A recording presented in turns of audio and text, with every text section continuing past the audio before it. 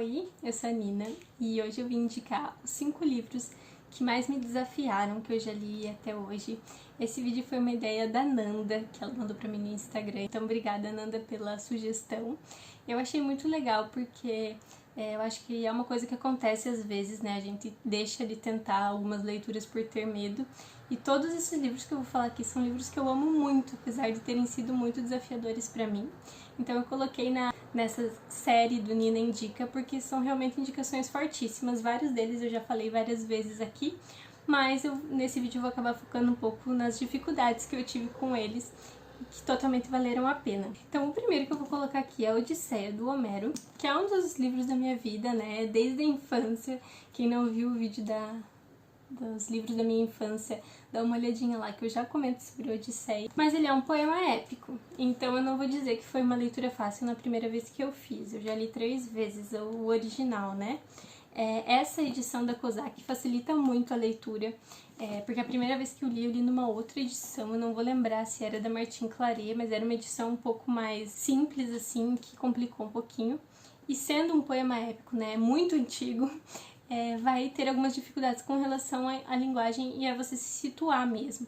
Então, nesse caso, o que me ajudou foi dedicar períodos maiores de leitura a ele. Então, como eu já comentei, alguns livros para mim não funcionam para ler se eu tenho meia horinha ou se eu vou ler esperando uma consulta, uma coisa assim. E esse é um desses casos. Então, mesmo demorando muito mais tempo para ler, o que funciona para mim é ter ali 1 hora e meia para me dedicar a ele, porque a partir do momento que eu tô imersa, fica muito mais fácil acompanhar. Outra coisa que eu acho que ajuda, que a gente tem que perder o medo da Odisseia e o da Ilíada, né, porque eu já comentei que eu ainda não li a Ilíada, apesar de amar a Odisseia, é justamente por ser uma história conhecida. Então a gente sabe alguns detalhes a respeito da história. É um pouco mais difícil a gente se perder, né? Então a gente tem familiaridade por conta da mitologia, por conta dos filmes, né? Ter muita referência, né, em toda a história. Tudo que você já leu praticamente tem referência, né, das obras do Homero. Então acho que a gente já tem essa vantagem com relação a esse aqui, de ter uma certa familiaridade com os personagens, com os acontecimentos. Se você não tem, nunca viu nenhum filme sobre isso, não viu absolutamente nada, de toda forma, alguma coisa que tenha a jornada do herói, com certeza você já leu, né? Mas faz isso então, sabe? Dá uma pesquisada sobre a Guerra de Troia ou assista algum dos filmes, milhares de filmes que tem sobre esse assunto, que acho que vai ajudar você a perder o medo, né? Então, apesar de ser uma leitura que é um pouquinho mais difícil até você acostumar com a forma como ela é narrada, é muito difícil se perder nessa história.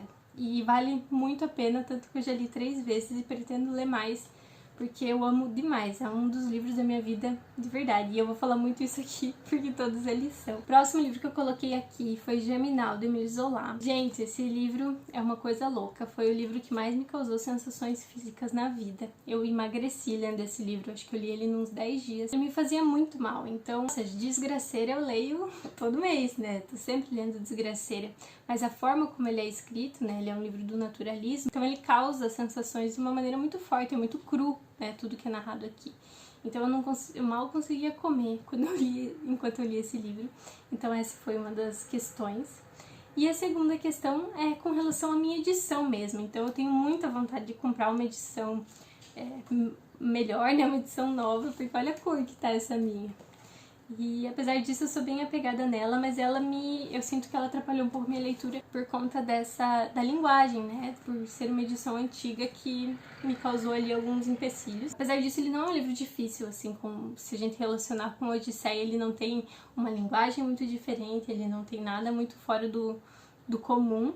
O que ele me causou mais dificuldade, que foi desafiador, foi que realmente ele mexeu demais comigo, sabe? Então foi uma leitura que me engoliu muito e que eu tenho muito orgulho de ter finalizado, porque eu passei um pouco mal aí durante a leitura. E eu acho que esse é um livro que todo mundo deveria ler, não é em todo momento da vida, mas fica a recomendação fortíssima. Pra quem nunca ouviu falar, né, ele vai contar ali a respeito do início do sindicalismo, né? Então a gente vai ter trabalhadores de mina e tudo que eles passavam, né, quando não existiam direitos trabalhistas para ninguém, e cada vez mais atual, né, porque a gente tá aí num país querendo deixar todo mundo cada vez com menos direitos. Então fica aqui um livro que eu tenho muito orgulho de ter lido, não tenham medo. Muita gente tem medo do naturalismo, né? Eu já não tinha pé atrás com o naturalismo, eu não sou do time que odiava o Cortiço no colégio, eu odiava José de Alencar, o resto acho que eu gostava, por ser um calhamacinho, com assunto pesado. E do naturalismo, eu imagino que bastante gente tenha medo desse aqui, mas pode confiar que é uma das melhores coisas que eu já li na minha vida. Outro livro que eu coloquei aqui foi o Mrs. Dalloway. Eu já gravei 2 vídeos falando de Mrs. Dalloway e as ondas e eu não fiquei feliz com nenhum deles, então eu vou gravar outro mais pra frente, daqui um tempinho. Mas foi uma releitura, né? A primeira vez que eu li esse livro, eu me apaixonei pela escrita, mas eu entendi pouco. Então foi desafiador pra mim, no sentido de que eu só fui com o fluxo, sabe? Fluxo de consciência não era uma coisa com a qual eu estava acostumada, então esse provavelmente foi o meu primeiro desafio de fluxo de consciência, em que eu fico muito, muito feliz porque ele me abriu as portas para Virginia, né? Esse não é meu preferido dela, eu gosto mais do As Ondas, mas ele me marcou por ter sido aí o primeiro desafio mesmo, né? Eu acho que é bastante fácil largar no meio. E uma coisa que me ajudou nesse foi a mesma coisa que eu comentei com relação à Odisseia, né? Que é ter um período maior de leitura para conseguir ter uma imersão. Então, às vezes leva um tempinho para você conseguir mergulhar, sabe? E pra mim é o que funciona quando eu tô lendo um livro assim um pouco mais desafiador. Depois disso eu coloquei Detetives Selvagens, do Roberto Bolanho, que eu não tenho aqui, eu vou deixar aqui do lado. Quando eu li Detetives Selvagens, eu tinha lido algumas coisas menores do Bolanho, né? Eu acho que eu tinha lido O Amuleto e O Noturno do Chile. E o Bolanho também tem uma forma totalmente própria de escrever. Então os romances não seguem exatamente uma lógica, acontecem coisas desconexas uma da outra. Inclusive esse ano eu li o 2666, que também tem um pouco dessa questão. E também são coisas muito explícitas, né? Então o que tem de violência nos livros do Bolanho é bastante explícito. E são calhamaços, esses dois, né? Então eu coloquei o Detetives Selvagens aqui porque foi o primeiro desses grandes dele que eu li. Eu recomendo que você comece por Amuleto, se você nunca leu, porque o Amuleto tem bastante essa coisa abstrata de você não saber se o que está acontecendo é um sonho, é verdade, ou o que está acontecendo. E apesar disso é um livro mais curto, então talvez seja melhor se adaptar por aquele. Mas certamente também, Detetives Selvagens é um dos livros da minha vida. Eu não falei sobre ele porque eu não me sinto capaz de falar sobre Detetives Selvagens de verdade. Talvez um dia, se eu fizer uma releitura, eu consiga falar com vocês. Mas é outro que vale muito a pena. E mais uma vez é a mesma tática que eu uso. Eu acho que é a minha tática de guerra contra livros que eu acho mais difíceis, que é dedicar um tempo maior, né? Ter um intervalo maior para ficar ali exclusivamente lendo. E mesmo que demore muito mais tempo para finalizar o livro. E o último e mais importante, mais desafiador dessa lista, que eu guardei para o final, foi O Som e a Fúria, do William Faulkner. Esse livro é a coisa mais difícil que eu já li na minha vida, com certeza. Não tenho dúvida nenhuma de que foi o livro que mais me desafiou. E apesar disso, eu li ele super rápido, no sentido de em poucos dias, não foi rápido em tempo, mas eu fiquei completamente hipnotizada, eu não queria fazer outra coisa que não fosse ler. E pra quem não sabe, né, ele é um livro narrado por 4 pessoas diferentes. E em uma dessas narrações a gente vai ter não só um fluxo de consciência, como o fluxo de consciência de uma pessoa com deficiência mental. Então, coisa é louca. Então, o livro já começa com o fluxo de consciência do Benji, que é esse personagem, né, que pra mim acho que é o melhor personagem de todos os tempos. Eu amo muito. E você não... Então, sendo o primeiro, você não tem ainda nada formado. Você não tem nenhuma imagem pra se basear. E eu também não conhecia a história, sabe? Eu não tinha visto filme nem nada. Então, foi muito desafiador. Eu acredito que muita gente deva parar nessa parte, né? Porque não vai pra frente.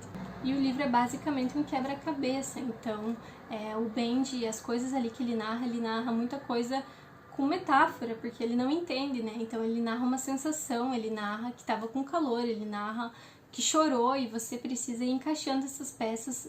Com o passar do livro você consegue encaixar com outros personagens. O Quentin também tem fluxo de consciência, que é o segundo narrador, né? E ele também não segue uma linha temporal, ele lembra de coisas do passado ao mesmo tempo que ele volta para contar coisas que estão acontecendo no presente. Eu fiz um vídeo sobre esse livro, eu não faço ideia de como que tá esse vídeo, eu vou até rever, porque eu tô indicando aqui pra vocês, mas não sei como ficou esse vídeo.